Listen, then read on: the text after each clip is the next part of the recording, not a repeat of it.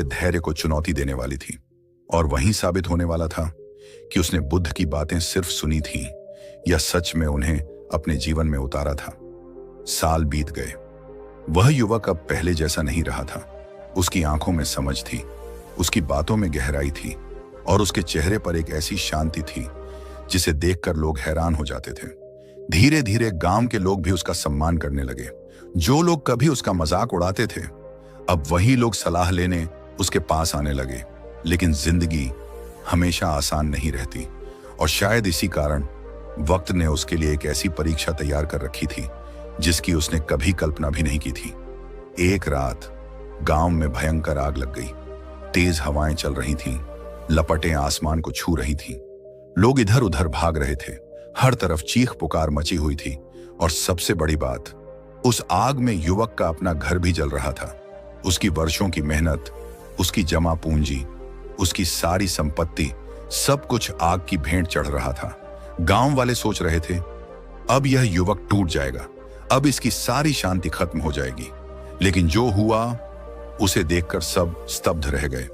युवक शांत खड़ा था, उसकी आंखों में आंसू नहीं थे, उसके चेहरे पर शिकायत नहीं थी, वह बस आग को देख रहा था। तभी एक आदमी दौड़ता हुआ आया और बोला, तुम्हारा सब कुछ खत्म हो गया, तुम रो क्यों नहीं रहे? युवक मुस्कुराया और बोला, जो जल रहा है वह मेरा घर है, मैं नहीं। पूरा गांव सन्न रह गया, क्योंकि पहली बार उन्होंने किसी इंसान को नुकसान के बीच भी इतना स्थिर देखा था। अब मैं तुमसे एक सवाल पूछता हूं, अगर कल सुबह उठो और तुम्हारी जिंदगी की सबसे प्रिय चीज तुमसे छिन जाए, तो क्या तुम्हारी पहचान भी उसके साथ खत्म हो जाएगी या तुम फिर भी खड़े रहोगे? सोचो, क्योंकि यही सवाल तय करता है कि तुम चीजों के मालिक हो या चीजें तुम्हारी मालिक हैं। आग बुझ गई, लेकिन कहानी यहीं खत्म नहीं हुई। कुछ दिनों बाद वही व्यापारी जिसने सालों पहले गांव को धोखा दिया था वापस लौटा, लेकिन इस बार उसकी हालत बहुत खराब थी। उसका व्यापार बर्बाद हो चुका था, उसके अपने लोग उसे छोड़ चुके थे और अब वह मदद मांगने युवक के पास आया। गांव वाले गुस्से में थे। उन्होंने कहा, इसे भगा दो, इसी ने कभी लोगों को लूटा था, आज इसे उसके कर्मों की सजा मिल रही है।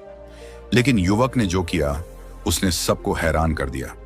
उसने उस व्यापारी को खाना खिलाया, उसे रहने की जगह दी और उसकी मदद की। लोगों ने पूछा, जिसने तुम्हारा नुकसान किया तुम उसी की मदद क्यों कर रहे हो? युवक मुस्कुराया और बोला, मैं उसकी वजह से बुरा नहीं बनूंगा, उसने जो किया वह उसका चरित्र था, मैं जो कर रहा हूं वह मेरा चरित्र है।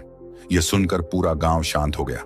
शायरी सुनो, दुनिया तुम्हें जैसा बनाए वैसे मत बन जाना, नफरत मिले तो नफरत का घर मत बन जाना, अपनी अच्छाई को संभाल कर रखना, अंधेरों के बीच भी सूरज बन जाना। लेकिन अभी सबसे बड़ा मोड़ बाकी था। एक दिन बुद्ध बहुत वृद्ध हो चुके थे। युवक उनसे मिलने पहुंचा। उसने देखा बुद्ध एक वृक्ष के नीचे बैठे हैं, पहले की तरह शांत, पहले की तरह मुस्कुराते हुए। युवक उनके चरणों में बैठ गया और बोला, भगवान, आपने मुझे बहुत कुछ सिखाया, लेकिन एक बात बताइए, जीवन का सबसे बड़ा रहस्य क्या है? बुद्ध ने धीरे से आंखें खोली और कहा, सब कुछ बदलने वाला है। युवक चुप रहा। बुद्ध बोले, सुख बदलेगा, दुख बदलेगा, शरीर बदलेगा, रिश्ते बदलेंगे, समय बदलेगा और एक दिन यह जीवन भी बदल जाएगा। जो इस सत्य को स्वीकार कर लेता है उसे किसी चीज के जाने का डर नहीं रहता। युवक की आंखें भर आईं, क्योंकि उसे समझ आ गया था कि उसकी सारी पीड़ा का कारण एक ही था। वह हर चीज को हमेशा के लिए पकड़ कर रखना चाहता था, जबकि दुनिया की सबसे बड़ी सच्चाई परिवर्तन है। अब तुम्हारे लिए एक गहरा सवाल, क्या तुम आज भी किसी ऐसे इंसान, किसी ऐसी याद या किसी ऐसे दुख को पकड़े बैठे हो जो बहुत पहले जा चुका है?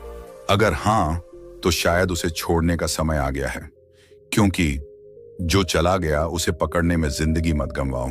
जो तुम्हारे पास है उसकी कीमत पहचानो। कल का कोई भरोसा नहीं, आज को जीना सीख जाओ।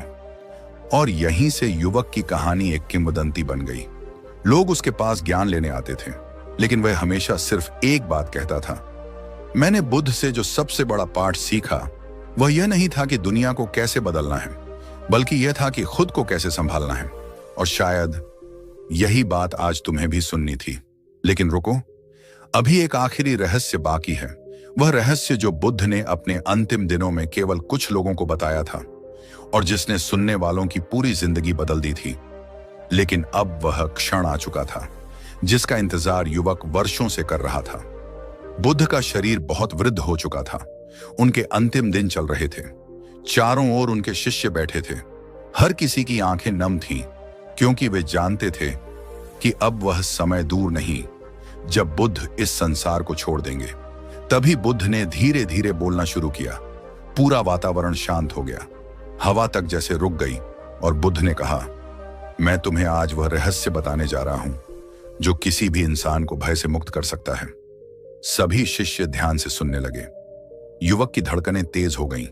बुद्ध बोले, मनुष्य दुखी इसलिए नहीं है क्योंकि उसके पास समस्याएं हैं। मनुष्य दुखी इसलिए है क्योंकि वह उस जीवन को स्वीकार नहीं कर पाता जो उसके सामने है। यह सुनकर सभी चुप हो गए। बुद्ध ने आगे कहा, तुम्हारा सबसे बड़ा दुश्मन कोई व्यक्ति नहीं है। तुम्हारा सबसे बड़ा दुश्मन तुम्हारा विरोध है। तुम हर उस चीज से लड़ते हो जिसे तुम बदल नहीं सकते और हर उस चीज को टालते हो जिसे तुम्हें बदलना चाहिए। युवक के शरीर में जैसे बिजली दौड़ गई। उसे अपनी पूरी जिंदगी याद आने लगी। कितनी बार उसने भाग्य को कोसा था, कितनी बार लोगों को दोष दिया था, कितनी बार परिस्थितियों को जिम्मेदार ठहराया था। लेकिन पहली बार उसे एहसास हुआ कि उसका सबसे बड़ा युद्ध दुनिया से नहीं, खुद से था। शायरी सुनो, जो किस्मत को कोसते रहे वो वहीं खड़े रह गए, जो खुद को बदलते रहे वो इतिहास बन गए। जंग मैदान में नहीं जीती जाती, पहले मन के भीतर जीती जाती है। अब मैं तुमसे एक सवाल पूछता हूं, अगर आज तुम्हारी जिंदगी की सारी परेशानियां खत्म हो जाएं, तो क्या तुम सच में खुश रहोगे या फिर तुम्हारा मन कोई नई परेशानी ढूंढ लेगा? सच सच सोचना, क्योंकि ज्यादातर लोगों की समस्या परिस्थितियां नहीं होती, उनका बेचैन मन होता है। बुद्ध ने अपनी अंतिम शिक्षा देते हुए कहा, जिस दिन तुम वर्तमान क्षण से प्रेम करना सीख जाओगे, उसी दिन दुख का अंत शुरू हो जाएगा। क्योंकि जीवन हमेशा इसी क्षण में घटता है, न बीते हुए कल में, न आने वाले कल में, सिर्फ अभी। इतना कहकर बुद्ध शांत हो गए। लेकिन युवक के भीतर तूफान उठ चुका था। उसे लग रहा था जैसे उसकी आंखों से कोई पर्दा हट गया हो, जैसे वह पहली बार जीवन को देख रहा हो। उसने आकाश की ओर देखा। सूरज डूब रहा था, पक्षी अपने घर लौट रहे थे, हवा धीरे धीरे बह रही थी और अचानक उसे महसूस हुआ कि खुशी किसी मंजिल में नहीं थी, खुशी किसी इंसान में नहीं थी, खुशी किसी धन दौलत में नहीं थी। खुशी तो हमेशा उसके पास थी, लेकिन उसका मन उसे कहीं और ढूंढ रहा था।